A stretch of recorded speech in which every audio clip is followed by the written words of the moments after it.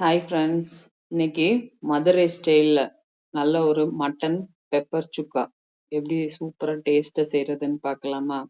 வாங்க வீடியோக்குள்ளே போகலாம். இன்றைக்கி சுக்கா செய்கிறதுக்கு பார்த்தீங்கன்னா 1/4 கிலோ அளவு கறி எடுத்துருக்குறோம். அது பார்த்திங்கன்னா இன்றைக்கி எலும்பு கறியுமாக தான் எடுத்துருக்கிறேன். நான் ஈரல் எல்லாமே தான் இருக்குது. இதெல்லாம் இந்த மாதிரி குட்டி குட்டி பீஸாகவும் நறுக்கி வச்சுருக்கிறேன் நான் சுக்காக்காக.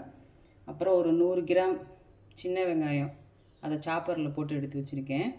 நீங்கள் சின்ன வெங்காயமாக இருந்தாலும் சரி, பெரிய வெங்காயம் இருந்தாலும் சரி, நல்ல பொடியாக கட் பண்ணி எடுத்துக்கோங்க. அப்புறம் பார்த்திங்கன்னா ஒரு முழு பூண்டு இதை எடுத்துருக்கேன். இதை வந்து நம்ம இடிகளில் போட்டு இடித்து எடுத்துக்குவோம்.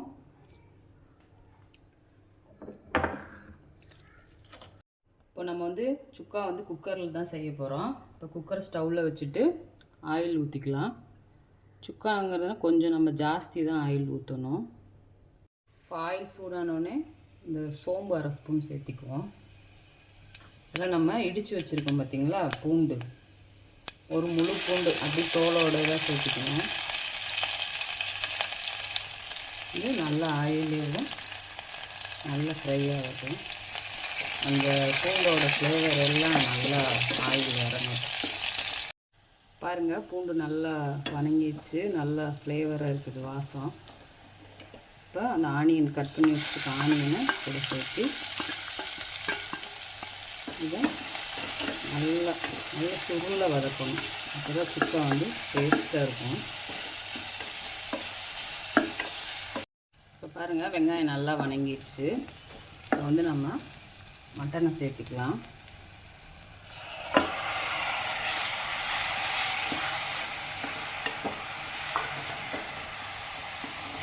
இதை நல்லா நம்ம கொஞ்சம் நேரம் நல்லா வணக்கிட்டே இருக்கணும். அப்போ மட்டன்லேருந்து தண்ணி வரும். அந்த ஸ்டேஜ் வரைக்கும் நம்ம வந்து நல்லா வணக்கணும். இப்போ பாருங்கள், தண்ணீர்லாம் விட ஆரம்பிச்சிச்சு. இப்போ நம்ம சுக்காவுக்கு தேவையான மசாலா பொடியெல்லாம் சேர்த்திக்கலாம்.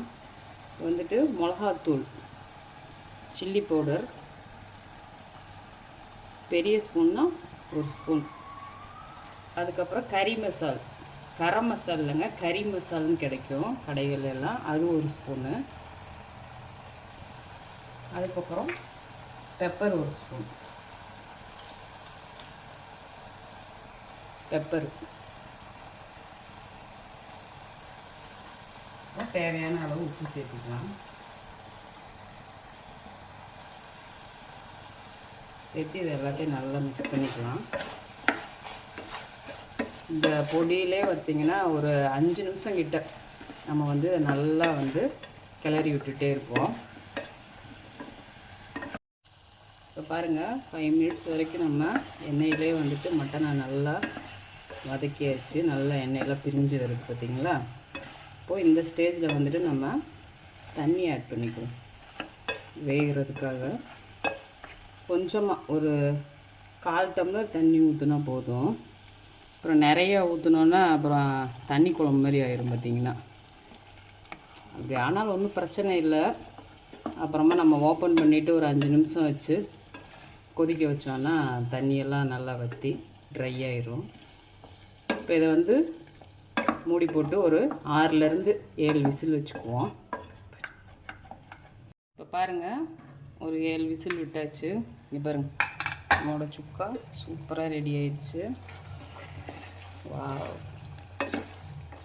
இது எண்ணெய் மிதக்க இப்படி மதுரை சைடில் போனால் இந்த மாதிரி தான் தருவாங்க ஹோட்டலில். இந்த மாதிரி சூப்பராக ரெடி ஆகிடுச்சு பாருங்கள். இப்போ இதில் ஒரு 1/4 ஸ்பூன் பெப்பர் சேர்த்திக்கிறேன். இந்த சுக்காலாம் பார்த்திங்கன்னா நம்ம கொத்தமல்லி இலை போடுறத விட கருவேப்பிலை போட்டோன்னு வச்சுக்கோங்க, அதோடய ஃப்ளேவர் ரொம்ப சூப்பராக இருக்கும். இது ஒரு 2 நிமிஷம் மட்டும் அடுப்பை ஆன் பண்ணி கிளறி விட்டால் போதும். இப்போ பாருங்கள், நம்மளோட மட்டன் சுக்கா சூப்பராக ரெடி ஆயிடுச்சு. இதே மாதிரியே செஞ்சு பாருங்கள், ரொம்ப சூப்பராக இருக்கும். உங்கள் வீட்டில் இருக்கிறவங்களாம் உங்களோட சமையலுக்கு அடிமை தான் அப்புறம். ஓகே ஃப்ரெண்ட்ஸ், வீடியோ பிடிச்சிருந்தா லைக் பண்ணுங்கள், ஷேர் பண்ணுங்கள். முக்கியமாக நம்ம சேனலை ஃபாலோ பண்ணுங்கள் ஃப்ரெண்ட்ஸ். நெக்ஸ்ட் வீடியோவில் பார்ப்போம். பாய்.